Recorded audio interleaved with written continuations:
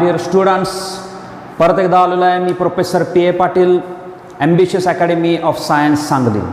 काल तुम्हाला एक व्हिडिओ मी शेअर केला होता ग्रॅव्हिटेशनचा, त्याच ग्रॅव्हिटेशनचा सिरीज पुढे घेऊन येतो आहे मी.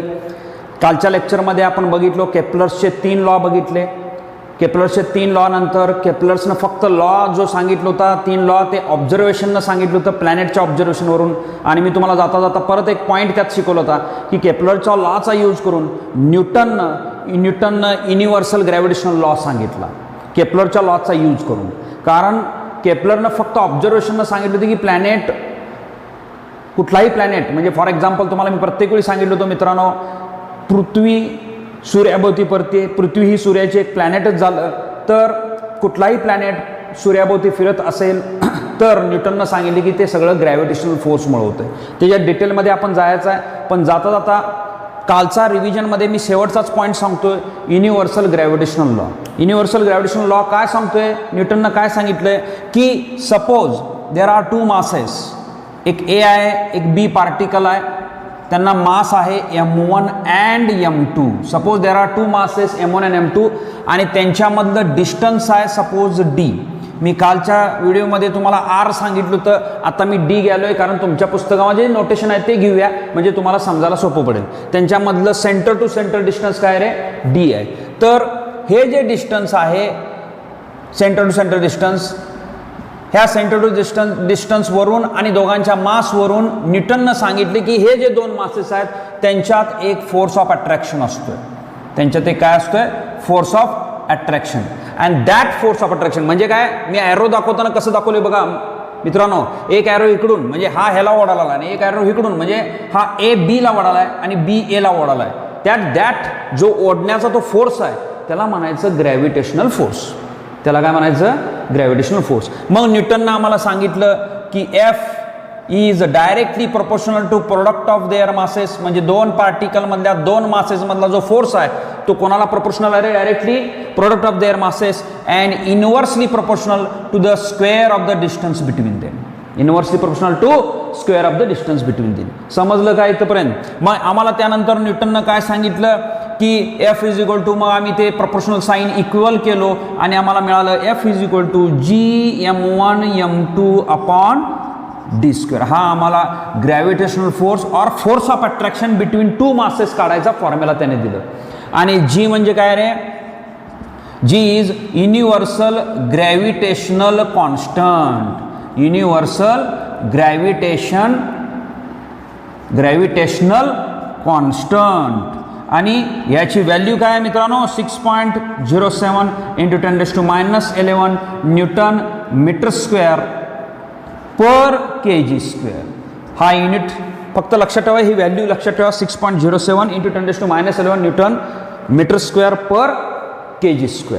मग तुमच्या पुस्तकामध्ये असं दिलेलं आहे, त्यांनी काही माहिती सांगितलेली आहेत की 2 मासेस, बघा ह्याच्याकडे, ह्या फॉर्म्युल्याकडे आपण थोडंसं कॉन्सन्ट्रेट करूया. ह्या फॉर्म्युल्यावरनं आपल्याला एक लक्षात येईल, ह्या फॉर्म्युल्याकडे आपण बघूया की 2 मासेस यातला कोणाचा एक जरी, पहिला पॉईंट त्याने असं सांगितलं पुस्तकात, कुठलाही मास मी डबल केलो म्हणजे m1 माझा जो झाला तो 2m1 झाला, कुठलाही मास मी जर डबल केलं तर तुमचा फोर्स पण डबल होतोय. फोर्स पण काय होतं रे, डबल. दिस ग्रॅव्हिटेशनल फोर्स बिकम्स डबल. असे देतो एफ इज डबल. एफ काय होतोय, डबल होतोय, डबल. तसंच त्यांनी सांगितलं की म्हणजेच काय, F is double means F increases. साधी गोष्ट आहे, आपल्याला फॉर्म्युल्यावरूनच कळतंय. मास वाढला की त्या अंशातला, म्हणजे आपण त्याला डिनॉमिनेटर म्हणतोय, न्यूमरेटर डिनॉमिनेटर असं जे म्हणत असतोय, तो न्यूमरेटरची संख्या वाढली की एफची व्हॅल्यू वाढणार. मग आम्ही मास वाढवलेला आहे त्यामुळे एफची व्हॅल्यू वाढली. दुसरी गोष्ट त्याने असं सांगितलं पुस्तकामध्ये, समजा डी वाढला, डी इन्क्रीजेस. डी म्हणजे काय रे, 2 मासेसमधलं डिस्टन्स. डी जर वाढत गेला, डी इन्क्रीज करत गेला तर हा एफ काय होणार, एफ डिक्रीज होणार. एफ डिक्रीज होणार. आणि डीचा स्क्वेअर आहे, एफ डिक्रीजेस बाय 4 टाइम्स.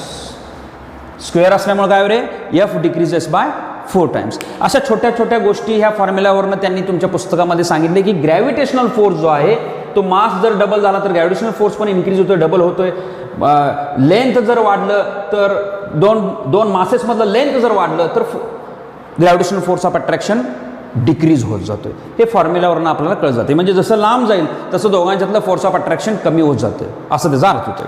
आता मी त्यावेळी जाताना तुम्हाला मागच्या लेक्चरला प्रिव्हियस लेक्चरला सांगितलं होतं की न्यूटननं सांगितले की कुठलीही बॉडी असेल त्या बॉडीमध्ये फोर्स ऑफ अट्रॅक्शन असतो.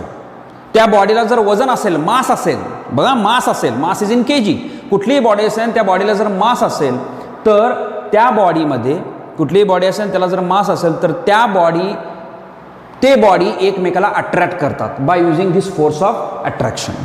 मग प्रत्येक मुलाला एक प्रश्न पडतोय, प्रत्येक मुलांना एक प्रश्न पडत असेल की सर न्यूटन सांगतात की कुठलीही बॉडी असेल त्यांचा मास असेल तर त्यांच्यात फोर्स ऑफ अट्रॅक्शन असते, मग आम्हाला प्रॅक्टिसमध्ये असं का होत नाही? प्रॅक्टिसमध्ये असं का होत नाही? कारण समजा दोन मित्र थांबलेत एकमेकाजवळ तर ते एकमेकाकडे अट्रॅक्ट का होत नाही? ते एकमेकाला वडून का घेत नाहीत? फोर्स का लागत नाही त्यांच्यामध्ये? फोर्स का त्यांना फील होत नाही? न्यूटननं तर सांगितले कुठलीही बॉडी ज्याला मास आहे त्यांच्यात फोर्स ऑफ अट्रॅक्शन असतो आणि तो ह्या फॉर्म्युल्यानं काढा असं त्यानं सांगितलंय. तर ते समजावून सांगण्यासाठी नेमकं काय होतंय, तसं का होत नाही? कारण न्यूटनचं काय चुकीचं नाही आहे. मग चुकीचं नाही तर मग दोन बॉडीमध्ये म्हणजे मला पण मास आहे आणि एक माझ्या मित्राला पण मास आहे, मग दोघांच्यात अट्रॅक्शन होऊन आम्ही एकमेकाजवळ जायला पाहिजे, एकमेकाजवळ यायला पाहिजे, पळत नव्हा, एकमेक आपोआपच वाढायला पाहिजे. लक्षात आलं काय? एकमेक आपोआपच वाढायला पाहिजे. मग हे कसं होणार? तर त्यासाठी एक तुम्हाला एक्झाम्पल देतो, जे एक्झाम्पल तुमच्या पुस्तकामध्ये सॉल्व केलेलं आहे. दोन मित्र आहेत, एक आहे महेंद्र, त्याचं वजन दिलेलं आहे 75 kg. पुस्तकामधलाच प्रॉब्लेम आहे आणि त्या प्रॉब्लेममधनं तुम्हाला सांगेल की न्यूटन्स लॉ बरोबर आहे, व्हॅलिड आहे, पण हे आम्हाला का दिसत नाही? कारण दोन मित्रांमध्ये फोर्स ऑफ अट्रॅक्शन असायला पाहिजे, त्यांना मास आहे, हे का होतंय? फोर्स ऑफ अट्रॅक्शन असतेच काय नसतेच? ह्याचं डिस्कशन आम्हाला इथं करायचं. मग आपल्याकडे एक एक्झाम्पल घ्यालो मी. महेंद्र आहे, त्याचं वजन आहे 75 kg. त्यानंतर आपल्याकडे आहे विराट म्हणून एक मित्र आहे, त्याचं वजन आहे 80 kg. आणि दोघं जण एकमेकापासून लांब आहेत. डी दिलेला आहे 1 मीटर. दोघांच्यातलं अंतर किती आहे रे? 1 मीटर. तर आपण चेक करूया की दोघांच्यात फोर्स किती असेल. न्यूटन म्हणतोय ना दोन मासेस आहेत त्यांच्यातलं अंतर माहीत आहे, दोन मासेस आहेत, दोन मित्र आहेत, त्यांची मासेस माहीत आहेत, वजन माहीत आहे आम्हाला, मग त्यांच्यात फोर्स ऑफ अट्रॅक्शन असायलाच पाहिजे. मग न्यूटनच्या पद्धतीनं आपण त्याला सॉल्व करून बघूया. सोल्युशन आपल्याला फॉर्म्युला काय रे? F is equal to Gm1m2/d². Okay, G ची व्हॅल्यू आम्हाला माहीत आहे, मग अशी सांगितली तुम्हाला 6.07 इंटू 6.67 इंटू 10⁻11 इंटू मास किती रे? एकाचा 75 आहे, एकाचा 80 आहे, डिवायडेड बाय d². डी म्हणजे दोघांच्यातलं डिस्टन्स किती रे? 1/2. दोघांच्यातलं डिस्टन्स किती आहे? 1/2. आता हे जरा आम्हाला कॅल्क्युलेशन करायला पाहिजे. तर कॅल्क्युलेशन करण्यासाठी मी काय करतोय बघा, थोडंसं मॉडिफिकेशन करतोय. हे 6.67 आहे, 6.67 आहे, त्याला 667 करतो. म्हणजे काय होईल? मी पॉईंट 2 घरं उजवीकडे सरकवलो. ज्यावेळी कुठलाही पॉईंट तुम्ही उजवीकडे सरकवताय त्याला इंटू 10⁻², जे काय किती घरं सरकवताय त्याला 10⁻⁻ मध्ये लिहायचं असते. म्हणजे बघा 667 इंटू 10⁻². आता मी किती घरं सरकवलेले? पॉईंट इकडे 2 घरं सरकवले. कुठल्याही राईट साईडला जर तुम्ही किती घरं सरकवताय तेवढं घरं घ्यायचं, 2 घरं सरकवलो आणि वर द्यायचं minus sign. So 667 into 10⁻² into 10⁻11 आहेच आपल्याकडं, बरोबर आहे, इंटू 75 आहे, इंटू 80 आहे, डिवायडेड बाय 1² म्हणजे 1. इथंच ठेवतो. आता थोडंसं मी मॉडिफिकेशन करतो, लक्ष द्या. आणि परत काय मॉडिफिकेशन करतोय सगळ्यांनी लक्ष द्यायचं. 667 इंटू 75 इंटू 80 किंवा 80ला मी असं लिहितो 8 इंटू 10⁻1. 80ला मी असं लिहू शकतोय 8 इंटू 10⁻1, बरोबर, इंटू हे 10⁻², 10⁻11 डिवायडेड बाय 1. आता थोडंसं याला सॉल्व करतो, परत इथं लक्ष द्या. सॉल्व केल्यानंतर माझ्या लक्षात येईल 667 इंटू 75 इंटू 8 आणि हे किती होतं रे? 10⁻². बघा हे -11 -2 किती झालं आपलं? -11 -2 -13 आणि हे 1 आहे, 10⁻1 आहे प्लस -13 म्हणजे 10⁻12. आता राहिलं हा कॅल्क्युलेशन. खरं म्हणजे तुम्हाला हे जमायला पाहिजे लगेच. हे कॅल्क्युलेशन असं काही विशेष नाही आहे, तरी पण आपण बघूया. पहिल्यांदा मी 75 × 8 करतो. इथं कॅल्क्युलेशन दाखवतो बघा तुम्हाला, इकडे लक्ष द्या. 75 × 8 करूया आपण 4 आणि हे 600 झालं. म्हणजे 75 × 8 किती झालं रे तुमचं? 667 × 600 × 10⁻12. आता डिवायडेड बाय 1 मी दाखवत नाही, डिवायडेड 1 बाय मी दाखवत नाही. परत काय बघूया, कॅल्क्युलेशन करूया आपण, काय होते बघूया. 600ला मी परत कन्वर्जन करू शकतो बघा. 667 × 6 × 10⁻2 × 10⁻12. म्हणजेच काय होते आपण इथं बघूया. कॅल्क्युलेशन मी इथं करून दाखवलेलं. हे 600 कसं आलं ते दाखवलं. 75 × 8 केलो आपण. हे खोडतो मी परत आणि इथं दाखवतो. काय राहील रे इथं? That is F = 667 × 6 × 10⁻10. आता राहिलं आपलं काय रे? 667 × 6 आम्हाला करायचं आहे, बरोबर आहे. म्हणजे काय होईल? दिस 7 6 जा आपण म्हणतोय 42 40 and this 640. So the value of this 667 बघा इथे मी कॅल्क्युलेशन केलेलं आहे. Value of this 667 × 6 is 4002 × 10⁻10. 4002 × 10⁻10. बघा इथे कॅल्क्युलेशन मी करून ठेवलो. आता तुमच्या पुस्तकाप्रमाणे उत्तर काढायला गेलो तर ते होतंय 4.002 × मी इकडं लेफ्टकडं 3 घरं आणलो बघा. मगाशी मी राईटकडं 3 गेल्यावर 10⁻2 राईटकडं 2 घरं घेतलो त्यावेळी 10⁻2 लिहिलो. आता मी लेफ्टला 3 घरं आणलोय म्हणजे किती बघा 1 2 3 नंतर मी पॉईंट दिला म्हणजे 10⁻3 होणार आणि हे प्लसमध्ये राहणार इंटू 10⁻2. म्हणजे लक्षात ठेवा इथे एक दाखवतो बघा. ज्यावेळी तुम्ही पॉईंट शिफ्ट करत असताय, पॉईंटमधला आन्सर इकडे तिकडे शिफ्ट कर, पॉईंट शिफ्ट करत असताय, पॉईंट शिफ्ट करताना उजवीकडे न्यायला तर ते निगेटिव्ह घ्यायचं असते. म्हणजे किती घरं उजवीकडे नेत आहे तेवढं 10⁻- निगेटिव्हमध्ये घ्यायचं आणि इकडे किती घरं डावीकडे नेत आहे तेवढं 10⁻+ घ्यायचं असतं. हे लक्षात ठेवा. उजवीकडे किती घर नेत आहे ते 10⁻- मध्ये लिहायचं, डावीकडे किती घरला आहे ते 10⁻+ लिहायचं. हे सिम्प्लिफिकेशन आम्हाला लागतंय.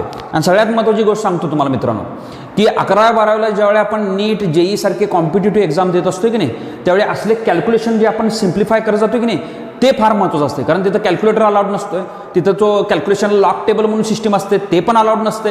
त्याच्यामुळे आपल्याला कॅल्क्युलेशन फास्ट करता येण्यासाठी असं सगळं सिम्प्लिफिकेशन करावं लागते. सगळ्यांना 10⁻² मध्ये कन्वर्ट करावं लागतं. मग हे झालं. मग इथे किती राहते बघा 12मधनं 3 गेलं, सॉरी 10मधनं 3 गेलं 7 राहिलं. सो 4.002 × 10⁻7 न्यूटन तुमच्या पुस्तकात सारखं आन्सर आलं. पण पुस्तकात कसं केलेलं असते तुमच्या डायरेक्ट आन्सर दिले असते. आपण इथं कॅल्क्युलेशन करून दाखवलं की ते आन्सर कसं आलं. हे पॉईंटमध्ये शिफ्टिंग वगैरे करावं लागते. मी मग सांगितलं तसं कॉम्पिटेटिव्ह एक्झामला हे गरजेचं आहे. कॅल्क्युलेशन तुमचं फास्ट पाहिजे. मग तुम्ही मेडिकल क्षेत्रात जावा, इंजिनिअरिंग क्षेत्रात जावा. मेडिकल जरी असलं तरी फिजिक्स हा सब्जेक्ट असतोय तिथं कॅल्क्युलेशन येते आणि इंजिनिअरिंगला गेला तर मॅथ्स हा सब्जेक्ट असतोय त्यामुळे तिथंही कॅल्क्युलेशन मॅथ्स फिजिक्स दोन्ही असते. तिथे इकडे पण फिजिक्स असतोयच आपलं. त्यामुळं कॅल्क्युलेशन करायला आपल्याला यायला पाहिजे. हे सगळं शिफ्टिंग जे झम आपण करत असतोय हे फास्ट जमायला पाहिजे आणि इट इज पॉसिबल, प्रॅक्टिसनं पॉसिबल आहे. ओके. आता मी म्हटलो होतो की ग्रॅव्हिटेशनल लॉ जो आहे, ग्रॅव्हिटेशन लॉ बघा मी काय म्हणतोय, ग्रॅव्हिटेशनल लॉ जो आहे तो न्यूटनचा ग्रॅव्हिटेशनल लॉ काय सांगतोय 2 मासेसमध्ये फोर्स ऑफ अट्रॅक्शन असतोय, ते एकमेकाला अट्रॅक्ट करतात. पण आम्हाला तसं प्रॅक्टिसमध्ये काय जाणवत नाही. त्याचं उदाहरण घेण्यासाठी मी महेंद्र आणि विराट अशी 1-2 माणसं घेतली, मित्र घेतली. त्यांच्यातलं अंतर 1 मीटर आहे आणि त्यांच्या दोघांच्यात काय फोर्स ऑफ अट्रॅक्शन असेल आम्ही ते काढलं. ते किती आलं बघा 4.00 10⁻7 न्यूटन. मग तुम्ही मित्रांनो काय म्हणणार, हां सर बरोबर आहे की आता फोर्स ऑफ अट्रॅक्शन दिसायला लागली की म्हणजे ते अट्रॅक्ट करणार नाही. हा जो फोर्स ऑफ अट्रॅक्शन आहे तो अगदी कमी आहे बघा 10⁻⁻7. म्हणजे मी जर 10⁻⁻7 काढायचं म्हटलं तर एवढं होते बघा 0.00004 न्यूटन. एकदम निग्लिजिबल फोर्स ऑफ अट्रॅक्शन असतोय, एकदम निग्लिजिबल फोर्स ऑफ अट्रॅक्शन आहे ह्या दोघांच्यामध्ये. म्हणून प्रॅक्टिसमध्ये ज्याला मास आहे, म्हणजे एखादा मी घरात बसलोय माझ्याजवळ एक खुर्ची आहे त्याला पण मास आहे, त्याचं पण वजन आहे, माझं पण वजन आहे, मग ती खुर्ची माझ्याकडे अट्रॅक्ट करत का नाही, आम्ही जवळ का जात नाही न्यूटन्स लॉ प्रमाणे, कारण आमच्यातला फोर्स ऑफ अट्रॅक्शन कमी आहे. कारण का कुणाच्यात फोर्स ऑफ अट्रॅक्शन मग जास्त असते सर? ज्याचं मास ह्यूज आहे. मास ह्यूज आहे म्हणजेच काय, पृथ्वी, बरोबर आहे काय, पृथ्वी आणि मून ह्यांच्यात फोर्स ऑफ अट्रॅक्शन आहे.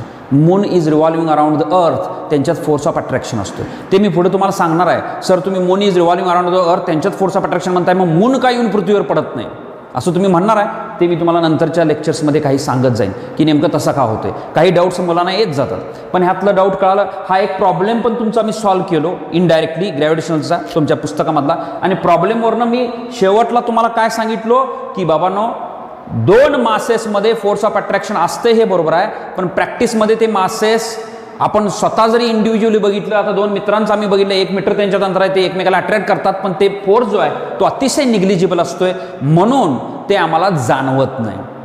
पण मग तुम्ही म्हणणार सर न्यूटन्स लॉ काय उपयोग मग? तर ते ह्यूज जे काय बॉडी आहेत ज्यांचे मासेस ह्यूज आहेत, म्हणजे काय, फॉर एक्झाम्पल अर्थ, मून, ज्यांचं मास फार मोठा आहे, त्यांच्यातला फोर्स ऑफ अट्रॅक्शन आम्हाला दिसतोय.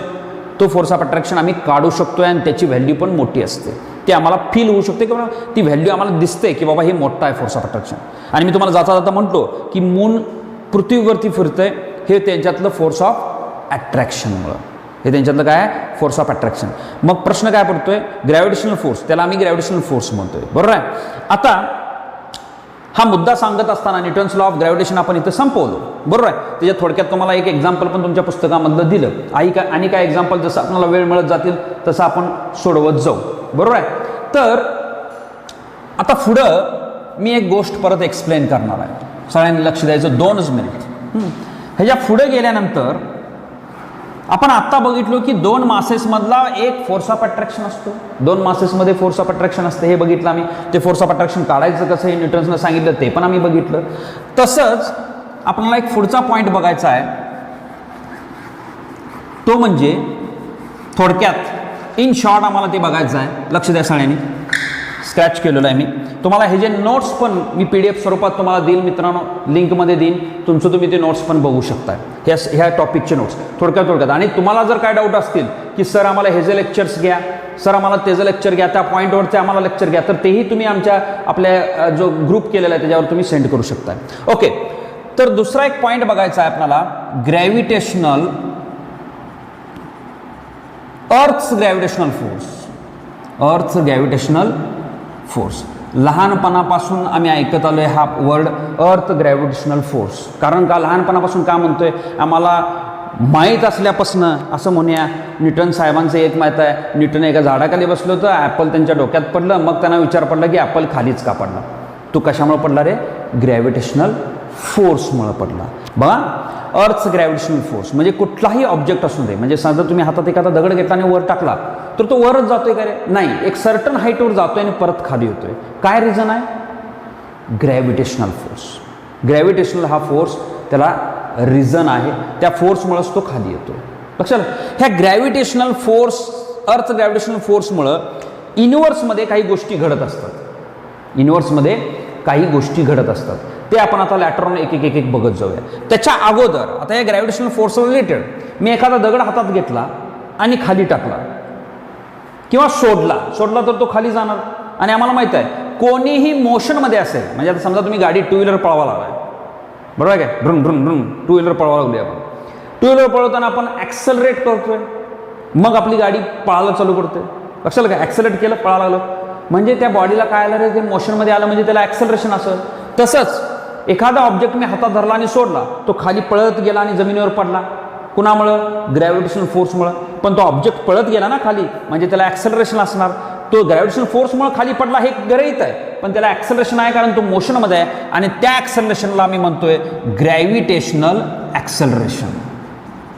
तुम्हाला माहिती आहे ग्रॅव्हिटेशनल ॲक्सेलरेशन, त्याचं नोटेशन काय आहे रे? G. हा जो पॉईंट आहे हा थोडक्यात सांगितलोय तुमच्या पुस्तकामध्ये, पण थोडक्यात अर्थ ग्रॅव्हिटेशनल फोर्स आम्हाला हे ज्यावेळी समजते त्यावेळेपासून सायन्समध्ये माहीत आहे की अर्थ एक ग्रॅव्हिटेशनल फोर्स असतोय, त्यामुळे कुठलाही दगड टाकला तर खालीच पडतोय. ते न्यूटननं ॲपल पडलं त्याच्यावरनं सांगितलं.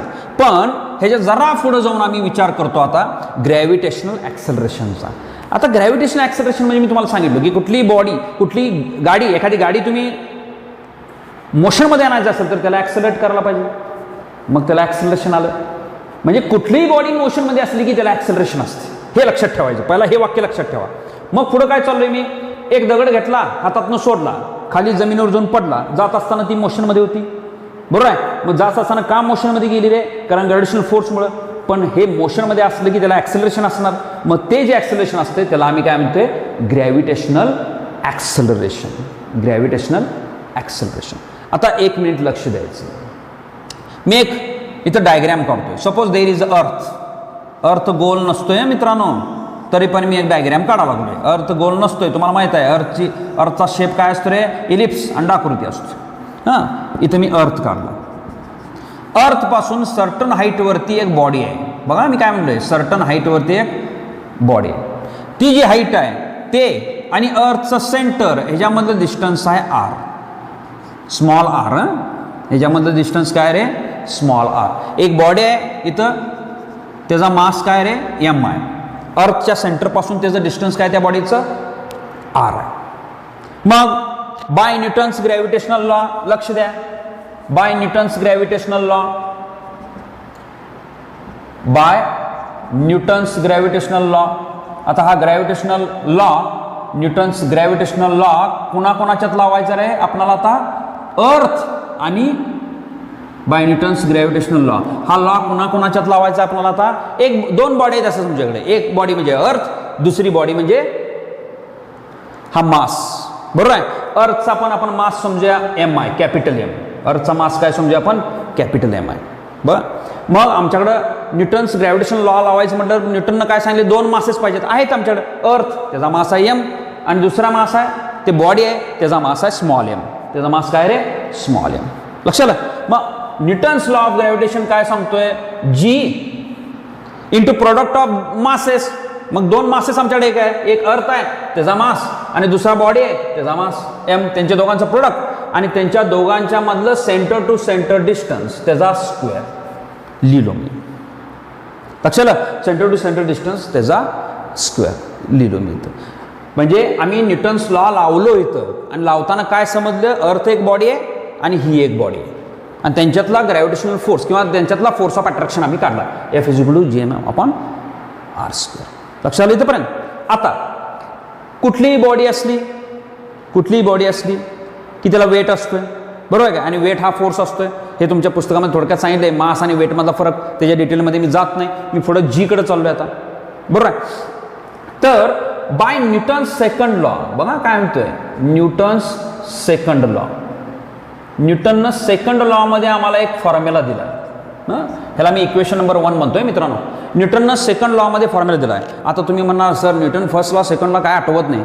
फर्स्ट लॉमध्ये त्यानं सांगितलं की कुठल्याही बॉडीला त्याची स्टेट चेंज करायची असेल, म्हणजे बॉडी रेस्टला असेल त्याला मोशनमध्ये आणायचं असेल, बॉडी मोशनला असेल त्याला थांबवायचं असेल, तर बाहेरून काहीतरी लावावं लागते, त्याला म्हणायचं फोर्स, असं त्यानं फर्स्ट लॉमध्ये सांगितलं. आणि सेकंड लॉमध्ये त्यानं काय सांगितलं रे, तो फोर्स काढायचा कसा हा थोडक्यात सांगितला. तो फोर्स काढायचा त्यानं फॉर्म्युला काय दिलं रे, F = ma, आणि इथं आम्ही F = काय घेणार रे,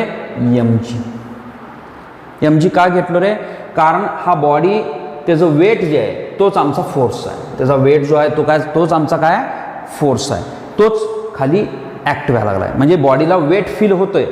ते वेट फील कुठल्याही बॉडीला, मला माझं वेट का फील होतं रे, कारण ग्रॅव्हिटेशनल फोर्स माझ्यावर ॲक्ट होतोय. मग माझं वेट कसं मी काढणार रे, मास इंटू ग्रॅव्हिटेशनल ॲक्सेलरेशन. बघा, mass into gravitational acceleration. Weight हा पण फोर्सच आहे. म्हणजे आपण प्रॅक्टिसमध्ये शब्द वापरतोय बघा, अरे तुझं वेट किती आहे, आपण सांगतोय 80 किलो, 75 किलो माझं kg वेट आहे. आपण चुकीचं वर्ड वापरतोय, kg हे मास झालं. म्हणजे आम्ही प्रॅक्टिकलमध्ये बोलताना कसं बोलायला पाहिजे मित्रांनो, तुझं मास किती आहे विचारलं पाहिजे. वेट म्हटलं तर काय होतंय, जीनं त्याला मल्टिप्लाय करायला पाहिजे, kgला जीनं मल्टिप्लाय करायला पाहिजे. म्हणजे माझं वेट विचारलं तर समजा माझं वेट 60 kg आहे, तर 60 × 9.8 म्हणायला पाहिजे मला, माझं वेट विचारलं. आणि मला कोणतरी विचारलं तुझं मास किती आहे, तर मी सांगू शकतो 60 kg.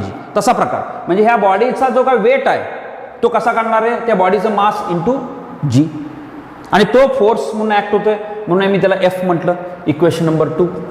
हे W काढतो मी, कारण तुम्हाला कन्फ्यूज होईल. W हे वेटच आहे त्या बॉडीचं मास, त्या मासचं वेटमध्ये कन्व्हर्जन केलं, कारण वेट हा पण फोर्सच असतो, M × G. कारण न्यूटननं काय सांगितलं होतं, F = ma सांगितलं होतं, मास इंटू ॲक्सेलरेशन सांगितलं होतं. मग इथं बॉडीचा मास, त्याच्यावर ॲक्सेलरेशन कुठला ॲक्टिव्ह आला आहे, G ॲक्टिव्ह आला आहे, म्हणून M ॲक्सेलरेशनच आहे G, पण तो ग्रॅव्हिटेशनल ॲक्सेलरेशन आहे म्हणून आम्ही G वापरलं. आता इक्वेशन 1 आणि 2 कडे बघितलो की लेफ्ट हँड साईड इक्वल आहे. बघा मी काय म्हणतोय, from equation 1 and 2 left hand side equal आहे. मग आम्ही राईट हँड साईड इक्वेट केलं. म्हणजे काय केलं बघा, M G is equal to GMM upon R². आणि मग हे एम दोन्ही कॅन्सल झाले आणि जी काढायचा आम्हाला फॉर्म्युला मिळाला. बघा, जी काढायचा आपल्याला फॉर्म्युला मिळाला. म्हणजे ती जी बॉडी आहे त्याच्यावर ॲक्सेलरेशन काय ॲक्ट होतंय अर्थकडून. कारण मी मगाशी सांगितलं, दगड खाली टाकला की तो खाली आला कशामुळं, ग्रॅव्हिटेशनल फोर्समुळं, पण तो मोशनमध्ये आहे म्हणजे त्याच्यावर ॲक्सेलरेशन आहे, ते म्हणजे ग्रॅव्हिटेशनल ॲक्सेलरेशन. मग ह्या बॉडीवरती ग्रॅव्हिटेशनल ॲक्सेलरेशन किती ॲक्ट होतोय ते मी ह्या फॉर्म्युल्यानं काढू शकतो. जीची व्हॅल्यू आम्ही ह्या फॉर्म्युल्यानं काढू शकतो. बरोबर आहे. जी कॅपिटल एम म्हणजे मास ऑफ दी अर्थ, जी म्हणजे माहिती आहे capital G universal gravitational constant, आणि आर म्हणजे त्यांच्या दोघांच्यातलं अर्थ आणि त्या बॉडीमधलं centre to centre distance. Okay, हे आम्हाला माहीत झालं. समजा if body is on earth surface, body is on earth surface. आता तुमची बॉडी कुठं आहे, अर्थ सरफेसच्या वर आहे, म्हणजे अर्थ पासून आर एवढ्या डिस्टन्सवरती आहे. समजा हीच बॉडी अर्थ सरफेसवरती आली, इथं आली, हीच बॉडी अर्थ सरफेसवरती आली, तर त्याचा आणि अर्थमधलं डिस्टन्स म्हणजे अर्थचा रेडियस कॅपिटल आरनं दाखवते. त्या बॉडी अर्थ सरफेसवरती आली म्हणजे त्याचा आणि अर्थमधला, अर्थच्या सेंटरमधलं डिस्टन्स किंवा त्याच्या आणि अर्थमधलं डिस्टन्स म्हणजे काय झालं, रेडियस ऑफ अर्थ. मग हाच फॉर्म्युला काय होतं रे, G is equal to GM तुमचं राहणारच, फक्त होणार कॅपिटल R². कारण इथं आर काय घेतलं होतं, बॉडी आणि अर्थचा सेंटर यांच्यातलं डिस्टन्स. आता बॉडीच अर्थ सरफेसवर आली तर बॉडी आणि अर्थचा सेंटर यांच्यातलं डिस्टन्स काय होईल रे, रेडियस ऑफ अर्थ. आर म्हणजे काय, कॅपिटल रेडियस ऑफ अर्थ. तर हा आम्हाला फॉर्म्युला मिळाला. जर बॉडी अर्थवरती असेल तर हा जीचा फॉर्म्युला, बॉडी अर्थपासून लांब अंतरावर असेल तर त्याच्यावर ॲक्ट होणारा ॲक्सेलरेशन ड्यू टू ग्रॅव्हिटीचा फॉर्म्युला हा आहे. हे दोन फॉर्म्युला आम्हाला पुस्तकामध्ये ह्या पद्धतीने दिलेले आहेत. मग आम्हाला थोडक्यात काय सांगायचं होतं मला ह्या पॉईंटमध्ये तुम्हाला, की कुठल्याही बॉडीला तो मोशनमध्ये असला की ते ॲक्सेलरेशन असतं हे आम्हाला माहीत आहे. मग एखादी बॉडी जर मी फ्रीली सोडलो तर ते खाली पडते, म्हणजे ती मोशनमध्ये येते ग्रॅव्हिटेशनल फोर्समुळं. मग ग्रॅव्हिटेशनल फोर्समुळे तो मोशनमध्ये येते, त्यामुळे तो मोशनमध्ये असताना जे ॲक्सेलरेशन ॲक्ट होते त्या बॉडीवर ते ग्रॅव्हिटेशनल ॲक्सेलरेशन आहे. आणि ते काढायचं कसं, डिपेंड्स. समजा मी बॉडी भरपूर हाईटवरनं टाकलं, म्हणजे आर एवढ्या हाईटवरनं टाकलो तर ॲक्सेलरेशन ड्यू टू ग्रॅव्हिटी त्या बॉडीवर ॲक्ट होणार असा करणार. समजा ती बॉडी ऑलरेडी अर्थवरती आहे तर त्याच्यावर ॲक्ट होणार ॲक्सेलरेशन ड्यू टू ग्रॅव्हिटी आम्हाला ह्याच्यावर. मग तुम्हाला प्रश्न पडणार की सर हे जे ॲक्सेलरेशन ड्यू टू ग्रॅव्हिटी आहे ते बदलतंय काय, तर तुमचा पुढचा तो पॉईंट आहे जे मी पुढच्या लेक्चरला तुम्हाला दाखवेन, की जी बदलतंय काय. जी अर्थच्या सेपप्रमाणे, म्हणजे अर्थपासून वर चाललं तर जी कमी होणार काय जास्त होणार, अर्थपासून खाली आलं आम्ही चाललं तर कमी होणार काय जास्त होणार, अर्थचा शेप तुम्ही म्हटला इलिप्टिकल त्याच्यामुळे काय फरक पडतोय काय, हे सगळं आपण नेक्स्ट लेक्चरला बघायचं आहे. तर मी इथं आता थांबतोय, हे माझं लेक्चर संपवतोय. तुम्हाला काय डाऊट असलं तर आम्हाला मेसेज करा ग्रुपवरती, आपला ग्रुप केलेलाच आहे. 10वीच्या विद्यार्थ्यांना माझी रिक्वेस्ट आहे की तुम्ही सांगा की सर आम्हाला ह्याच्यावर पॉईंटवर लेक्चर घ्या, फिजिक्समधले काय काय, केमिस्ट्रीमध्ये काय असेल तर तुम्ही सांगू शकताय. आणि परत सांगतोय, परत आपली ही जी सिरीज चालूच राहील. तुम्ही रोजच्या रोज ते व्हिडिओज बघा, रिवाइंड करून तुम्हाला ते लक्षात येईल की काय आहे काय नाही, काय गोंधळ होतं. मी फक्त 3 पॉईंट संपवलेले आहेत. एक पहिला घेतला केपलर्सला, दुसरा घेतला universal gravitational law of Newton, आणि तिसरा घेतला acceleration due to gravity, that is gravitational acceleration. Acceleration due to gravity म्हणा किंवा ग्रॅव्हिटेशनल ॲक्सेलरेशन. जी काढायचा कसा, जी कोणामुळे ॲक्ट होतोय, लक्ष देऊन ऐका सगळे पॉईंट्स. ओके, तर इथं मी थांबतोय. परत तुमचे एक पुढं सिरीज येईल आणि त्या सिरीजमध्ये तुम्ही पुढचे पॉईंट बघू शकता. ओके.